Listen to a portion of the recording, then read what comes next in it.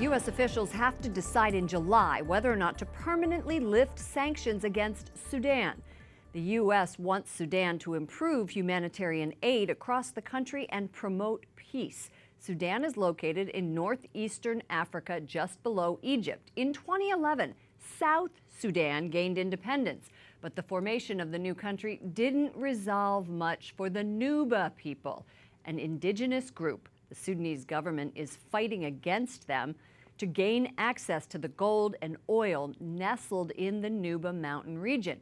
Joining us now is Ryan Boyette, founder of Nuba Reports, a media team made up of Sudanese video journalists reporting from war zones in Sudan. Welcome to the program. Thank you. You just got back from Sudan. Give us an idea of what is happening to the people in the Nuba Mountains. So I've lived in Sudan for the past 15 years, and I just came from there.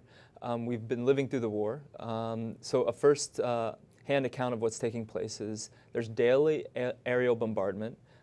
They use cargo planes to drop bombs on villages, on churches, on hospitals, on schools. And this has been going on for 6 years. How have you lived? Very carefully. The Sudan government is not happy with the work I'm doing. We run a media team that is getting information out to international media. So we have evidence of what's taking place on the ground. It sounds like a genocide. Yeah, it really is. But it hasn't been declared a genocide. Right. Right. Right. So it's not easy to live and work in the Nuba Mountains because of what's taking place.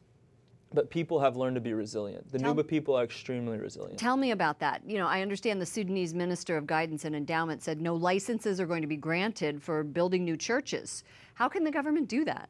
Since 2013, they made this announcement. And it's not only that, they've been destroying churches. They've been using this law to destroy churches in Khartoum, in the Nuba Mountains, of all different denominations. But what we've been seeing, the resilience of the people is that the churches will come, and I mean, the government will come and bulldoze the church, and then the next Sunday, the believers will come and pray outside the church in the rubble, under a tree, or just outside the rubble that was created by the bulldozer. Absolutely incredible, the resilience and the amount of faith people have there. What do you predict is going to happen? I understand that it's very difficult for Christians to be protected in Sudan. There's no religious freedom, rule of law. Yeah, it's really a tough situation. And the U.S. has really good intentions on trying to get humanitarian aid into the conflict areas, to try to respect the, or build up human rights initiatives inside Sudan. But the problem is that they're going to lift sanctions on July 11th. That's the track that we're on from the Obama administration.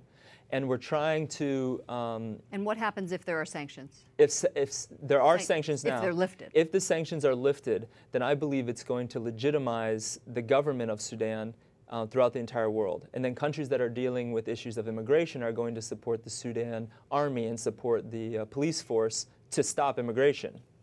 But in turn, they're going to use that against their own people. And not give them food. And create more immigrants. Right. People leaving Sudan for Uganda, right. Someplace like that. Right. All right. Good luck to you in your mission. We are grateful for your reporting and what you're doing. Ryan Boyette, founder of Nuba Reports. Thank you.